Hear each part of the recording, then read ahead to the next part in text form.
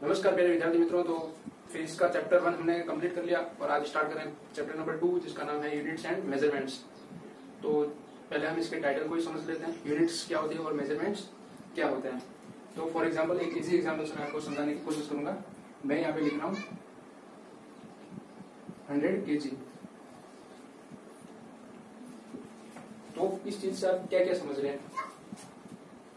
ये दो चीजों से मिलकर बना है, एक है 100 और एक है केजी। तो जब भी ऐसे रिप्रेजेंटेशन में हम ऐसा लिखते हैं तो उसमें जो हमारी आगे की अमाउंट होती है, फिजिकल क्वांटिटी की अमाउंट, उसको हम क्या कहते हैं? मेजरमेंट।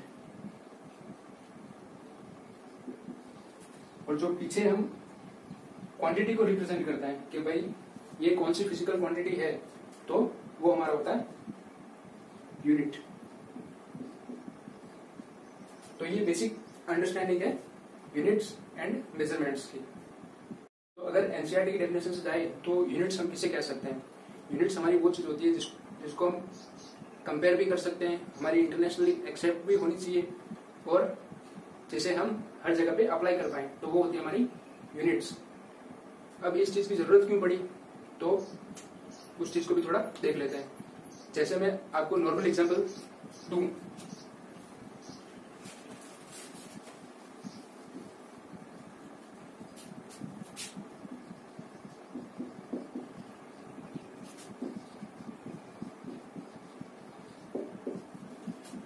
राजस्थान और गुजरात, यहाँ पे हम किसी चीज को जैसे धान को या सब्जी को खरीदते हैं तो हम राजस्थान में जो एक मन होती है हमारी, वो होती है 40 किलो की, और गुजरात के अंदर वही मन होती है मेरी 20 किलो की। दूसरा एग्जांपल हो सकता है गोल्ड का। गोल्ड के अंदर क्या होता है? राजस्थान के अंदर 12 ग्राम का 1 तोला होता है और गुजरात के अंदर 10 ग्राम का 1 तोला। तो वैसे मैं किसी धान की या किसी सब्जी की बात करूं तो ये अगर मेरे पास ये वाली स्टैंडर्ड यूनिट नहीं हो और मैं किसी राम नाम के आदमी को बोलता हूं कि भाई तू राजस्थान जा और 1 मन प्याज लेकर आ, तो राजस्थान गया और उसने यहां से 40 केजी प्याज खरीद लिए। और फिर मैंने राम को बोला भाई राम तू गुजरात जा और 1 मन प्याज लेकर आ। राम गुजरात गया और वहां से 1 मन प्याज यानी 20 केजी प्याज लेके आ जाता है। अब जो हमारी 1 मन थी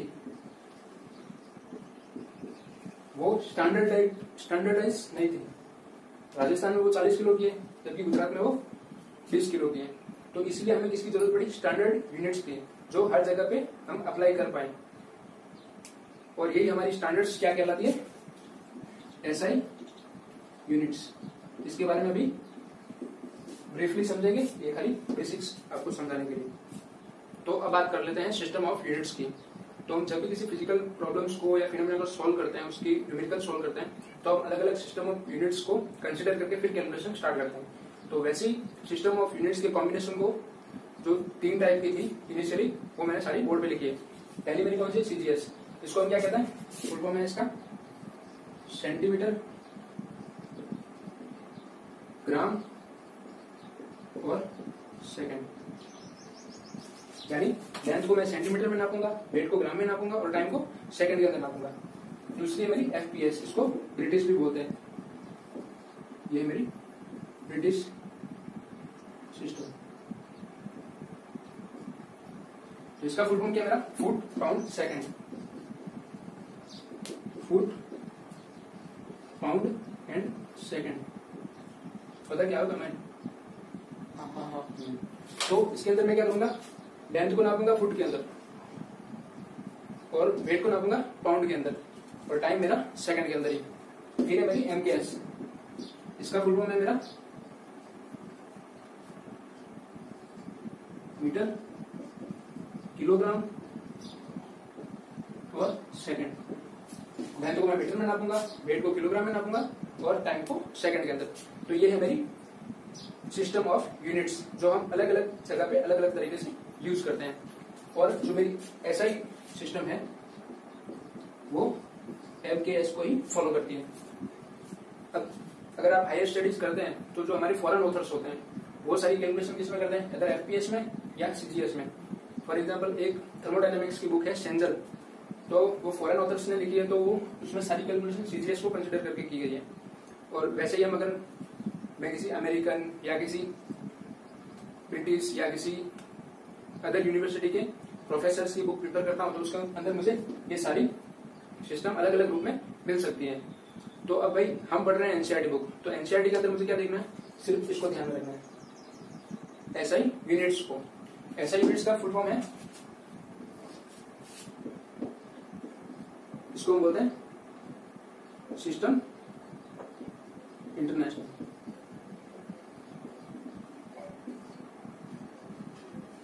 और इसको फ्रेंच में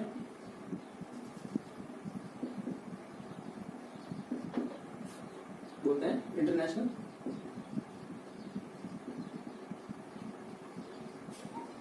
सिस्टम ऑफ यूनिट्स। हमको देखें SI यूनिट सिस्टम। तो अभी SI को ब्रीफली समझ ले। अभी SI का फुल फॉर्म हमने देख लिया है, तो SI के अंदर जो भी मेरी सारी यूनिट्स आती है उसको मैं बारी बारी से आपको समझाने की कोशिश करूंगा। तो SI को हमने दो पार्ट में डिवाइड किया है। पहली है मेरी फंडामेंटल और दूसरी है डिराइव्ड। अब फंडामेंटल क्या है और डिराइव्ड क्या है? फंडामेंटल यूनिट्स मेरी वो होती है जो एकदम फंडामेंटल लेवल पे मेरी यूज होती है। फॉर एग्जांपल मैं लेंथ बोल दूं, मास बोल दूं, टाइम बोल दूं, ये सारी फंडामेंटल है। और डिराइव्ड यूनिट्स मेरी क्या होगी कि भाई मैंने फंडामेंटल यूनिट्स को कंबाइन करके एक दूसरी चीज निकाली। फॉर एग्जांपल स्पीड ले लो आप, स्पीड होती है मीटर पर सेकंड, इसमें फंडामेंटल मेरी मीटर भी आ गई और सेकंड भी आ गया। तो ये हो गई मेरी डिराइव्ड यूनिट्स और फंडामेंटल यूनिट्स। अभी सारी जो हमारी 7 है पूरी, उनको बारी बारी से देखते हैं, उनके सिंबल देखते हैं और उनका जो नेम है वो भी देख लेते हैं। तो SI की डेफिनेशन हमने देख ली और उसका नोमेनक्लेचर भी देख लिया। तो अभी बात कर लेते हैं SI की 7 फंडामेंटल यूनिट्स की। तो जो 7 फंडामेंटल यूनिट्स है उसकी आपकी NCERT के बुक के अंदर पूरी टेबल दी गई है और वो कैसे फाइंड की गई है, कैसे उनको प्रिसाइजली कैलकुलेट किया गया, तो वो सारी पूरी उस टेबल के अंदर डिटेल्स आपको मिल जाएगी। तो मैं यहाँ पे आपको थोड़ा एक्सप्लेन करने की कोशिश करूंगा कि भाई फंडामेंटल यूनिट्स कौन सी है, उसका नेम क्या है, यूनिट किस में कंसिडर करते हैं और उसका सिंबल क्या है। तो स्टार्ट करते हैं अपनी ईयरली टेबल। तो पहले मैं यहाँ लिख देता हूँ यूनिट, फिर उसका नेम मैंने क्या लिया है, मैंने नहीं लिया, सॉरी SI ने लिया है, और उसका सिंबल क्या है। तो फ्रेंड्स फर्स्ट नंबर पे जो मेरी है वो है लेंथ। सबसे पहले मैंने लंबाई नापी, तो लेंथ को SI ने कंसिडर किया है भाई मीटर में, तो नाम इसका लिख दिया मैंने मीटर, और सिंबल है इसका स्मॉल m। ये स्मॉल और कैपिटल का भी अलग कंसेप्ट होता है जो केमिस्ट्री के अंदर इसका बहुत ही मतलब प्रिसाइज लेवल पे इसका एप्लीकेशन है। तो अभी के लिए तो खाली आप ये ध्यान रखिए कि लेंथ का है स्मॉल m। सेकेंड नंबर पे है मेरा मास। तो मास को कंसिडर किया है SI के अंदर, किसके अंदर, किलोग्राम, और इसका सिंबल है स्मॉल kg। थर्ड नंबर पे है मेरा टाइम।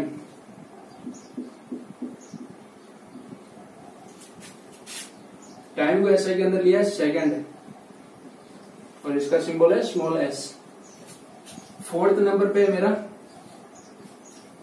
Electric current.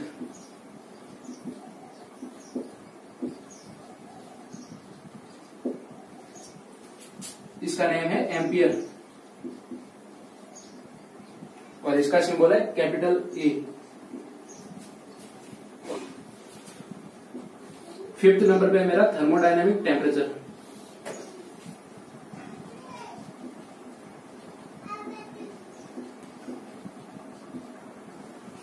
इसकी यूनिट का नेम है केल्विन, और इसका सिंबल है कैपिटल K। तो ये थी मेरी 5 बेसिक फंडामेंटल यूनिट और उनके सिंबल। तो ये सारी यूनिट्स तो हम मोस्ट ऑफ यूज करने वाले हैं। इसके बाद की जो आपकी 2 यूनिट्स है उसका यूज हम रेयरली करेंगे फिजिक्स के अंदर, और जो 6 नंबर पे मेरी मोल उसका यूज केमिस्ट्री के अंदर आप भर भर के करने वाले हैं। तो वो दोनों भी अभी देख लेते हैं। तो मोल जो 6 नंबर पे मेरी यूनिट है वो है मोल। मोल क्या होती है मेरी? मोल का फॉर्मूला होता है mass of substance in gram divide by atomic mass. इसका यूज हम केमिस्ट्री के अंदर भर भर के करने वाले हैं, तो वहां पे इसका फुल एप्लीकेशन मिलेगा आपको। लेकिन अभी आपके अंडरस्टैंडिंग के लिए मैं बता देता हूं आपको कि अमाउंट ऑफ सब्सटेंस हम जब भी कंसीडर करेंगे तो उसको हम लेंगे मोल के अंदर, और उसका सिंबल मेरा होगा MOL। जो 7th नंबर पे वो आपकी रेयरली यूज होगी, या फिर ऐसा कहूं कि 11th 12th में इसका कोई यूज नहीं है, वो है आपकी ल्यूमिनस इंटेंसिटी।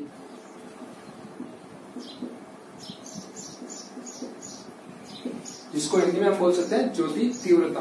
यानी अगर मेरी कोई लाइट जल रही है तो वो कितनी अमाउंट में जल रही है, उसकी लाइट निकलने की जो अमाउंट है उसको हम किसमें मेजर करेंगे, उसकी क्या यूनिट होनी चाहिए, तो वो होती है मेरी लुमिनस इंटेंसिटी। इसकी यूनिट का नेम होता है कैंडेला, और इसको रिप्रेजेंट करते हैं हम CD से। तो ये होगी मेरी 7 बेसिक यूनिट्स। और जो इसके बाद सारी यूनिट्स आपकी आती है वो है डिराइव्ड यूनिट्स। तो इसके बाद फिजिक्स के अंदर आपके जितनी भी यूनिट्स आएगी वो सारी आएगी आपकी डिराइव्ड यूनिट्स। यानी ये जितनी भी यूनिट्स बनेगी वो सारी फंडामेंटल यूनिट्स का यूज करके ही बनने वाली है। अगर मैं आपको एग्जांपल दूं तो फोर्स क्या होता है मेरा? Mass into acceleration. मास को लूंगा मैं केजी के अंदर, एक्सेलरेशन होता है मेरा मीटर पर सेकंड स्क्वायर। केजी मेरी फंडामेंटल है, मीटर फंडामेंटल है, सेकंड फंडामेंटल है। तो जितनी भी डिराइव्ड यूनिट्स आएगी मेरी वो किसकी यूज करके बनी होगी? फंडामेंटल यूनिट्स के अंदर। तो ऐसा यूनिट्स का अभी एप्लीकेशन कहाँ पे है? तो ऐसा यूनिट का इंटरनेशनल लेवल पे एप्लीकेशन होता है। इंटरनेशनल लेवल पे हम साइंटिफिक लेवल पे, टेक्निकल लेवल पे, इंडस्ट्रियल लेवल पे और कमर्शियल लेवल पे इसका यूज करते हैं। तो साइंटिफिक लेवल क्या होगा मेरा? कि अगर मैंने कुछ रिसर्च की है यहाँ पे, तो मैं यहाँ की स्टैंडर्ड यूनिट्स ना लेके मैं SI में उसका डेटा कन्वर्ट करके अगर मैं किसी दूसरी कंट्री को ट्रांसफर करता हूँ तो उनको अंडरस्टैंडिंग में आसानी होगी।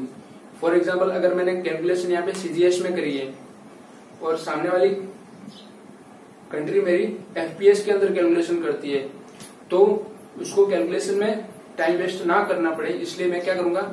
SI के अंदर इसको कन्वर्ट करूंगा और उसको डायरेक्टली फॉरवर्ड कर दूंगा। तो उसके पास जो डेटा जाएगा वो SI के अंदर आएगा और वो डायरेक्टली यूज में ले सकता है। टेक्नोलॉजिकल लेवल पे अगर मैं कुछ टेक्नोलॉजी इम्प्लीमेंट कर रहा हूँ, कुछ बना रहा हूँ, तो उसके अंदर भी इसका एप्लीकेशन है। अगर मैं SI यूनिट के अंदर कैलकुलेशन करता हूँ, फॉर एग्जाम्पल अगर आप कैलकुलेशन करते हैं इसकी रेफ्रिजरेटर की, बॉयलर्स की, एयर कंडीशनर की, तो जो सारी कैलकुलेशन करते हैं हम किसके अंदर करते हैं? SI के अंदर। तो अगर एक पर्सन ने कैलकुलेशन देखी तो दूसरा पर्सन अगर आके उसको देखे तो उसको जो आपकी यूनिट की फॉर्म चेंज करने में टाइम वेस्ट ना करना पड़े। तो वो है टेक्नोलॉजिकल लेवल पे एप्लीकेशन। फिर इंडस्ट्रियल लेवल पे क्या एप्लीकेशन है? कि भाई एक इंडस्ट्री ने कोई पार्ट बनाया है, कार का टायर बनाया है, तो अगर उसने टायर का मेजरमेंट इंच के अंदर लिया है और वो डिजाइन को ट्रांसफर करता है दूसरी कंपनी को, तो वहां पे क्या करेंगे वो लोग? उनकी सिस्टम है वो इंच ना लेके सेंटीमीटर के अंदर कैलकुलेशन करती है, तो उनको वो इश्यू ना आए इसलिए वो क्या करते हैं? SI के अंदर कन्वर्ट कर देंगे। टायर की रेडियस वो रिप्रेजेंट कर देंगे आपकी सेंटीमीटर के अंदर। तो जब ये डिजाइन इस इंडस्ट्री से दूसरी इंडस्ट्री के पास जाएगी तो उनको डायरेक्टली वो अपनी डिजाइन के अंदर वो डेटा इंप्लीमेंट कर सकते हैं। कमर्शियल लेवल पे भी इसका एप्लीकेशन है, वो अपने लेवल पे करते हैं।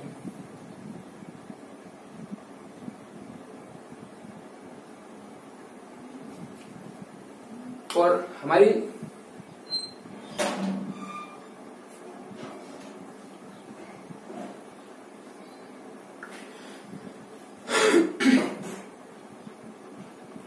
तो हमारी फिजिक्स और केमिस्ट्री के अंदर हमको सिर्फ SI यूनिट्स ही कंसिडर करनी है। सारी कैलकुलेशन, सारी डेरिवेशन हमको किसके अंदर करनी है? SI सिस्टम के अंदर।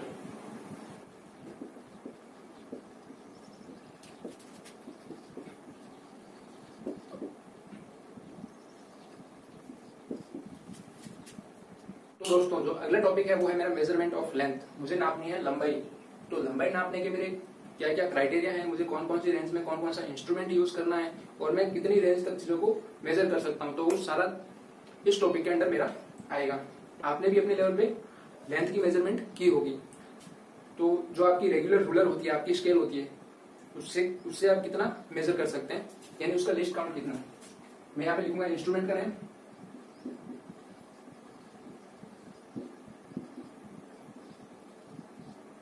और उसका लिस्ट काउंट। लिस्ट काउंट क्या होता है? लिस्ट काउंट किसी इंस्ट्रूमेंट की वो लिमिट होती है कि भाई ये इससे कम मेजर नहीं कर सकता, इससे कम के अंदर उसकी ना तो एक्यूरेसी है और ना वो उसके लिए सूटेबल है। तो लिस्ट काउंट मेरा होता है कि इसकी औकात कितनी है, भाई ये इतने तक नाप सकता है, तो वो उसकी होती है लिस्ट काउंट। और अभी देख लेते हैं आपकी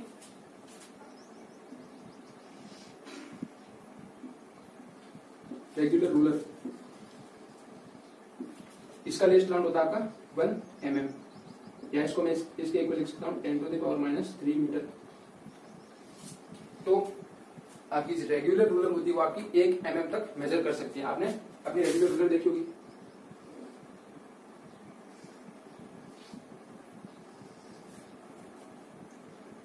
यहां से आपकी स्टार्ट होती है 1 2 3 4 5, 1 2 3 4 5। यहाँ पे मेरा आएगा, यहाँ पे 0, और यहाँ पे जो दूसरे नंबर पे वो है मेरा क्या है, वर्नियर कैलिपर।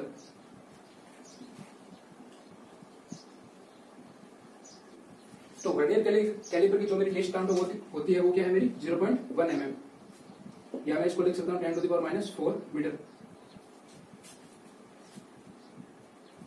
तो ये होती है मेरी वर्नियर कैलिपर की लिस्ट काउंट। मैं 1 mm के 10वें हिस्से तक की एक्यूरेसी तक उसे मेजरमेंट ले सकता हूँ। इसके बाद जो अगले नंबर पे वो मेरा क्या है, स्क्रू गेज, और इसका भाई है एक दूसरा स्फेरोमीटर।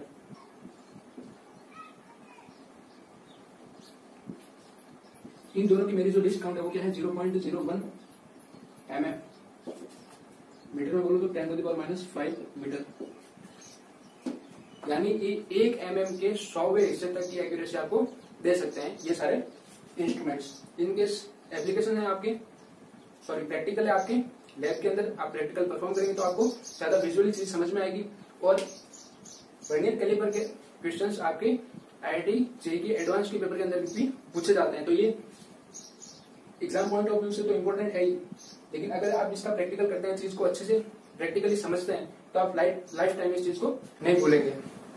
तो ये था आज का सेशन फ्रेंड्स। इसके बाद मेरा है मेजरमेंट ऑफ लार्ज लेंस, तो वो हम नेक्स्ट वीडियो में करेंगे। तो स्टे ट्यून्ड। जय हिंद।